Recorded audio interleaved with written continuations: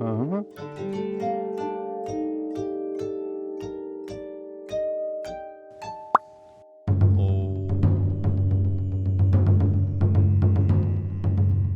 А.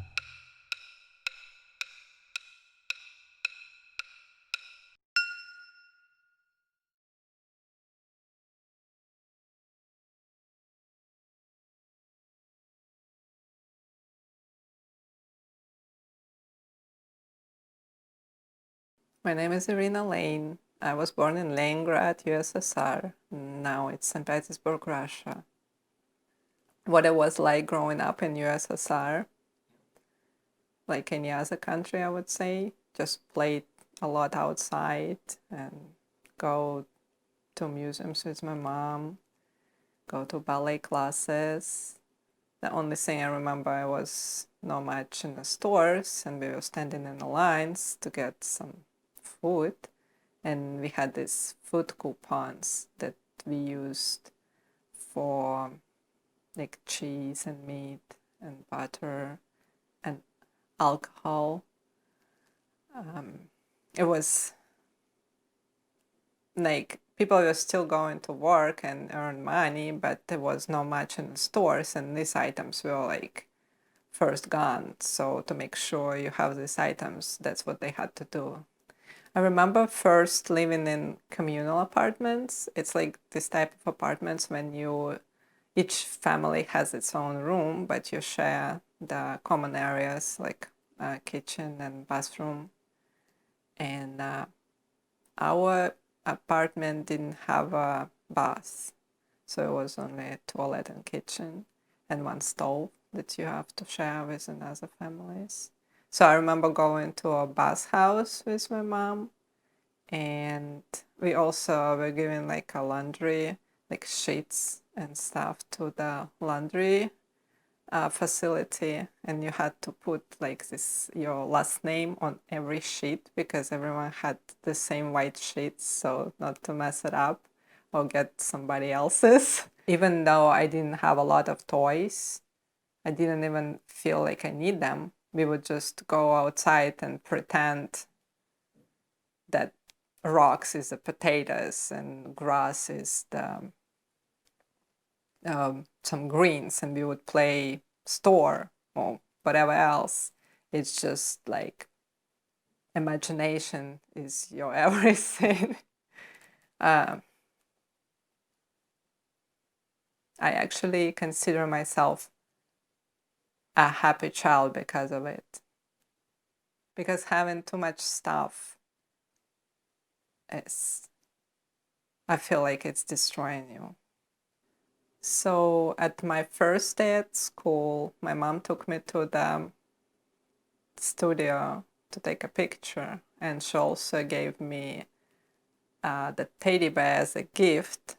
And I know the story of this teddy bear, that she had to stay in a long line to get it, and how they were finding out about that something good on sale is that they would just see in a line and they would just go and stand in there, and then later they would figure out what it was, because usually if line is big, then it's something good. We also had a uniform going to school at the beginning. It was like a brown dress with a white apron, and this white apron can be a little different, so it's like a little different style you can get. So that was a fashion, depending what's your apron look like, but everything else was the same. How did our lives change after the wall fell in 1989? I don't think it changed at all. I would say the main change was in 1991 when the Soviet Union collapsed. And that's when everything changed. If before we had some problems with getting some stuff, that after 91 it was that people started losing jobs and they didn't have enough money. And I remember around 1993, is when my parents decided to send me to live with my grandparents. When I moved to live with my grandparents, it was a much better living conditions because my grandfather was a retired army colonel and they had their own apartment with bathroom and their own kitchen. That was awesome. It was just a happy childhood without any worries. It was just going to school, play outside, just hang out with my friends.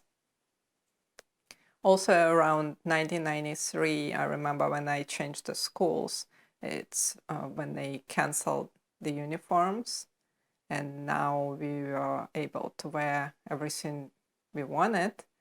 But this habit of wearing a uniform and wearing the same stuff every day is just like in our blood. And what my mom did, she just sold me another uniform. And that's why we didn't really change clothes. We would just wear the same clothes every day, and we didn't have much clothes because we just didn't used to it. I remember my grandfather, for the winter time, they would just take the a bunch of water, like from a water hose, and they would just put it all outside in a play area because we didn't really have any like playgrounds there. So it was just an empty space. So they would just make a ice skating ring and we would just spend all our winter in there. And it was just the best memory. How old was I when I finished school and went to college? I was 15 when I finished school and went to college, and it was 1999, and that's when I moved back with my parents. They got their own apartment at that time, and I moved to live with them again, and I had my own room finally by the age of 16. And it was hard in a way because it's just when you're 16 and you start living with your father, all of a sudden that was tough. But I think the things got better because we had everything we wanted in the stores, and my parents had jobs again. After I finished college, I went to university to get my master in management.